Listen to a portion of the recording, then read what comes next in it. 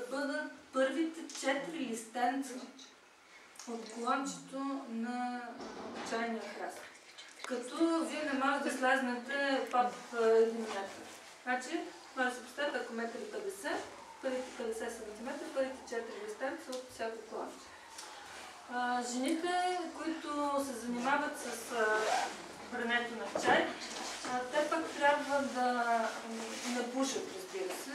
Не могат да ползват парфюми, нямат право да ядат такива храни с остри вкусове, чесън и нещо такова, защото чайните листенца веднага поемат тези аромати. Те берат чайните листенца май месец, рано преди изгрев слънце. Казват ви, берат се само първите листенца, ръчно.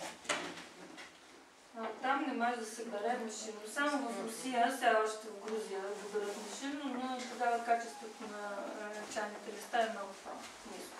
Добре, ама това е само за консумация в чайния салон. За този вид. Само за този вид чай. А другия чай се събира този чай. Другия чай, ето вижте, сега тя завърши. Нека да обърнем момент, после ще продължа да ви разкажа.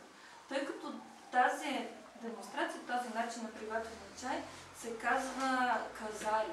Казари буквално означава да покаже всички примери. Значи тя остави чашата, тя остави дори остави тази червена кърпичка, която се нарича фокуса. И тук отново е редно да благодарим един на друг. Отново с поклон. Тя казва неща, което буквално означава извинявайте, че тичах около вас. Ние казваме много да, много е хубава. That you're perfect. Много е хубаво.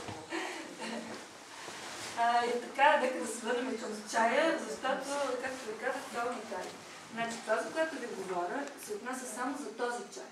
Този чай се нарича матча и буквално означава кихливара на живота. Значи, такъв чай не се пие ежедневно. Вие, за да сте поканени на такова нещо, трябва да е поне 1 месец преди това. За да може домакина да се подготви, нали, той да си мисли защо примерно взимам това в талки или както видите, там са 3 човечета, които държат един лавров венец. Аз можех да сложа нещо друго, имаме всякакви, имаме керамични, имаме дървени, имаме най-различни.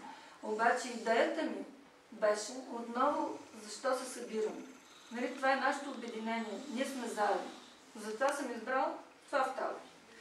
И по същия начин той мисли за всеки един от приборите. Затова е необходимо 1 месец за една такава подготовка. Връщам се отново към чай, защото той за мен е уникален. След като се наберат една така берачка на чай, обикновено набира около 20 кг на ден. За този чай, за да се получат 100 грама от този чай, тя някъде около 70 кг са нужни. Като тези листенца, значи чая, това, което е характерно за него е, че той няма ферментация през този чай. Стремежи да се намали ферментацията до Thank you, my dear. Just have a rest. You're so perfect.